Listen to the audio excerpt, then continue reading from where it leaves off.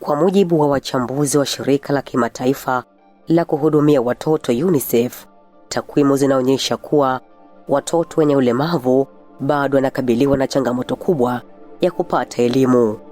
Nchini Tanzania, asilimia 36.2 pekee ya watoto wenye ulemavu huhudhuria shule, ikilinganishwa na asilimia 49.2 ya watoto wasio na ulemavu.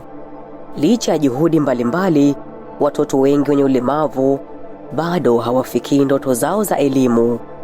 Ripoti ya Elimu Jumuishi Tanzania inaonyesha kuwa ni asilimia 15 pekee ya watoto wenye ulemavu wa umri wa kwenda shule walioandikishwa shuleni, huku asilimia 85 wakibaki nje ya mfumo wa elimu.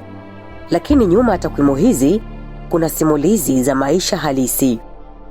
Simulizi za watoto waliokumbana na ubaguzi, unyanyapaa na hata vitisho vya kupoteza maisha yao kwa sababu tu ya kuwa tofauti. Mwaka 2016, katika kijiji cha Kipera, kata ya Miono, wilayani Bagamoyo mkoani Pwani, alizaliwa mtoto wa kike mwenye ulemavu aliyepewa jina la Tamela. Baada ya kusherehekea kuzaliwa kwake, baadhi ya wanakijiji waliamini mtoto huyo alikuwa laana kwa jamii. Mtoto Tamela ni mtoto mwenye historia ya kipekee na ni mtoto wa pili kati ya watoto ambao nimewapata kwenye kituo changu hiki. Mwaka 2016, wakati ninalea mtoto mmoja anaitwa Ibrahimu ambaye naye ni mlemavu, alikuwa na changamoto, nilipata kuonana na watu ambao walikuwa wanazunguka mapolini kutafuta miti ya kujengea.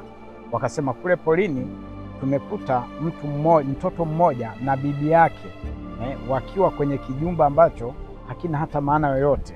Sasa tukaona tuje tukuambie ili uangalie namna ya kufanya nini nisaidie. Wakanichukua mpaka kule. Bahati basi siku hiyo sikuwakuta, lakini siku ya pili nilipokwenda, yule mtoto nikamkuta yupo peke yake. Hatukuweza kuzungumza kwa sababu alikuwa hajui kwanza Kiswahili. Ni kabila ambao kidogo walikuwa hawajui Kiswahili, ni kabila ya wafugaji. Kwa baada ya hapo nikarudi tena siku ya tatu. Siku ya tatu nikamkuta bibi yake, ila yule mtoto sikumkuta. Baada ya hapo nilipomuuliza yule bibi akasema hatuna mtoto namna hiyo, wakati hajui kwamba siku ya kwanza nimemkuta pale. Basi nikaondoka, nikajipanga upya. Siku nyingine nikaenda bila taarifa yoyote. Kwa hiyo nilienda kukaa pale kwa muda kama wa nusu saa kuangalia hawa watu wanatokea sehemu gani. Kumbe yule mtoto alikuwemo ndani na bibi nikamwona anatokea sehemu nyingine. Basi nikaenda pale, bahati nzuri nikawakuta wote. Nikasema naomba kuongea na nyie. Bibi alikuwa anajua Kiswahili kidogo, lakini hakunipa ushirikiano mzuri. Baada ya hapo nilirudi nyumbani, nimekaa imepata kama mwezi mmoja, nikarudi kule tena na mtu ambaye alikuwa anaitwa mchungaji, ambaye inasemekana miaka ya nyuma kabisa wakati ile familia ipo pale aliwahi kuwatembelea. Kwa tulipofika pale kidogo wakanipa ushirikiano.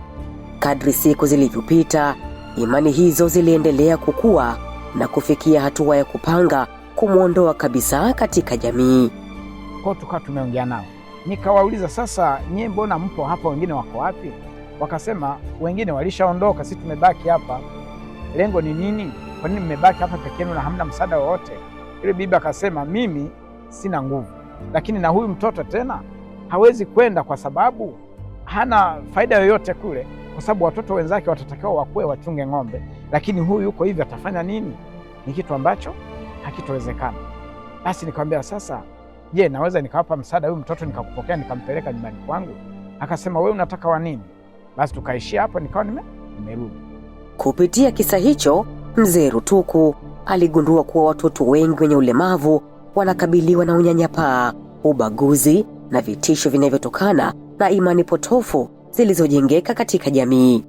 Kwa kutambua umuhimu wa haki za binadamu, aliamua kuanzisha kituo cha kulea watoto wanaoishi na ulemavu. Asante sana kwa swali hilo.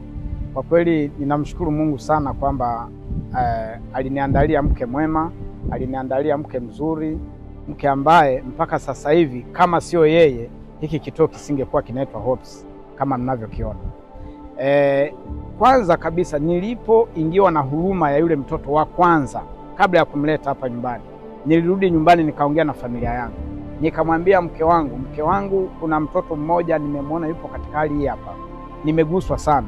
natamani twende tukamuone kule aliko. Kwa kweli tulikubaliana tukaenda kule kumuona yule mtoto pale nyumbani ambapo alikuwa anaishi na bibi yake huyu wa Miona anaitwa Ibrahimu. Yeye mwenyewe mke wangu alipomuona alilia sana. Anasema safari hiyo haikuwa rahisi kwake. Lakini wengine tulikuwa tunawafuata majumbani. Lakini sasa kwa sababu tulikuwa tunawasiliana na watu mbalimbali wanatusaidia, wakati mwingine wananiona ninavyobeba yule mtoto naenda naye shule kama Ibrahimu, Tamela, kwenye basi pale wanauliza, wanachukua namba za simu, wanasema wewe unatoka wapi, huyu mtoto nampeleka wapi? Yaani yale mahusiano ya kusafiri, kukutana na watu, kufanya hivi, tukawa tumejitengenezea kundi ambalo kidogo limekuwa na moyo wa kutaka kufanya nini? Kusaidia. Ule moyo sasa, wengine wanatoka Dar es Salaam wanakuja kusaidia, wengine wanasema kwamba siku ya kufungua nipigeni, nitakutumia nauli. Sasa wakaanza kuwa wanaleta mara chakula, mara mavazi, mara wakija wakiona mtoto labda analala chini wanasema nitaleta godoro. Tukaona kumbe hata tukiendelea kusaidia hawa watu, kumbe kuna uwezekano wa kuendelea kufanya nini? Kwa tukaendelea kupata ule moyo wa kusaidia, tukitegemea kwamba kuna watu wapo nyuma wanaelewa kwamba wanakuja, lakini baadaye tukagundua kwamba kumbe ule mpango haukuwa mpango wetu, ulikuwa ni mpango wa Mungu. Leo historia hiyo imebadilika. Tamela anaendelea na masomo yake katika shule ya msingi Jeshi la Wokovu akisoma darasa la 7. Mbali na masomo, amefanikiwa kuiwakilisha Tanzania katika michezo mbalimbali ya kimataifa. Mwanafunzi huyu kwanza ni mwadilifu na ni mwanafunzi ambaye anajituma sana kwenye masomo yake na anaweza kufanya vitu. Ni mtu wa michezo, anaogelea, anacheza wheelchair, tennis. Hizo zote amefanikiwa kwa kiwango kikubwa sana. Lakini pia kitaaluma tuko naye, yuko vizuri sana darasani. Hivi sasa anaonekana kuwa binti mwenye furaha na matumaini makubwa ya maisha. Nikiamka asubuhi nikiwa ninafanya usafi kwanza wa chumba changu, nikimaliza nafanya usafi hata na wa nje. Nikimaliza hapo ndio tunaenda najiandaa naenda shule. Nikijiandaa shule nikienda darasani na mwalimu akija kufundisha namsikiliza mwalimu vizuri na kujibu maswali atakayojibu. Licha ya changamoto zote alizopitia, ana ndoto kubwa. Napenda kuwa mwanasheria. Kwa nini mwanasheria? Kwa sababu nilimwona dada yangu na yeye anapenda kuwa mwanasheria, na mimi nikavutiwa nayo, nikasema na mimi napenda kuwa mwanasheria. UNICEF inaeleza kuwa watoto wenye ulemavu nchini Tanzania bado hukabiliwa na unyanyapaa na ubaguzi kutokana na imani potofu za kijamii. Hali hiyo huwanyima fursa za elimu, afya na ushiriki kamili katika jamii. Ni changamoto ambayo watu kama Mzee Rutuku wameamua kuikabili kwa vitendo, kwa kuokoa maisha ya watoto na kubadilisha mitazamo ya jamii. Ellen Kati ni afisa ustawi wa jamii kata ya Miono. Anaeleza sababu hasa za kuwapo kwa imani hizo katika kijiji hicho. Nadhani pia mambo mengi kuhusu mambo ya ulemavu ni mambo ya kishirikina. Watu wanafikiri kwamba mtu akizaliwa mlemavu ni kwamba labda mzazi alifanyiwa jambo la kishirikina ndio akazaa mtoto mlemavu, au ni laana kutoka kwenye jamii. Kwa hiyo pia imekuwa ikichangia kuhusu hilo swala la imani potofu kuhusu watoto wenye ulemavu.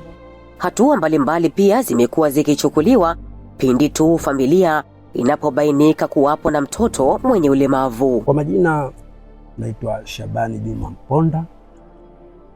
Kwa nafasi nilikuwa nao ni mwenyekiti wa kijiji cha Mpela katika kata yetu hii, kwamba tunapogundua kuna familia ama mwanamama katika familia fulani amezaa mtoto ambaye ni mlemavu, huwa moja kwa moja ni kwenda kumpa nasaha kwamba asione kama vile Mungu amemkosea, bali Mungu ndio amepanga hilo.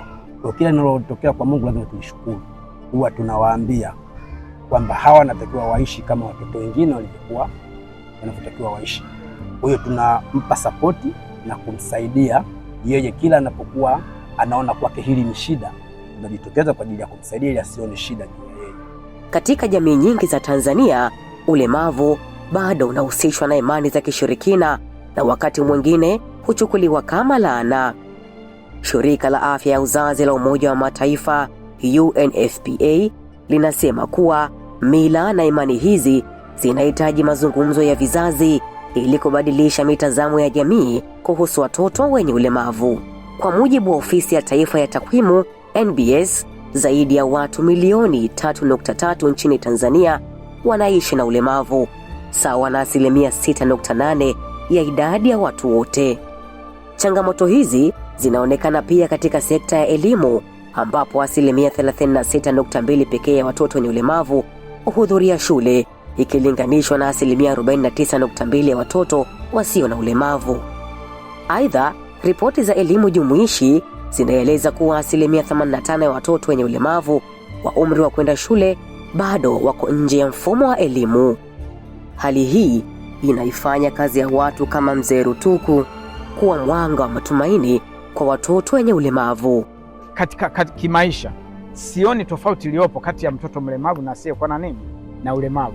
Tofauti zipo kwenye mahitaji tu. Basi ninachoweza kuongea ni hicho, kwamba tofauti zipo katika mahitaji tu. Labda huyu anahitaji kitimwendo, wheelchair.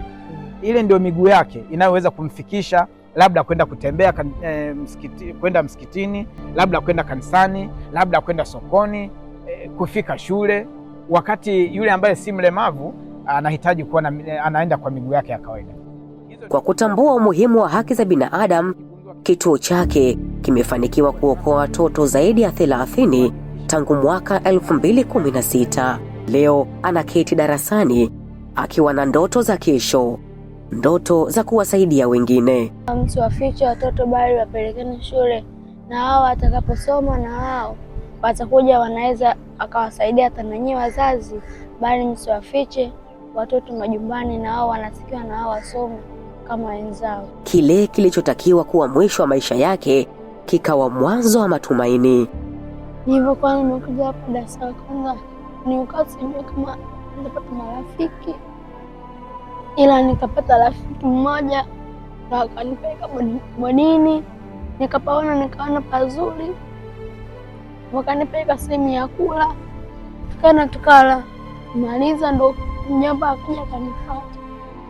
Mimi ni Lucia Njovu.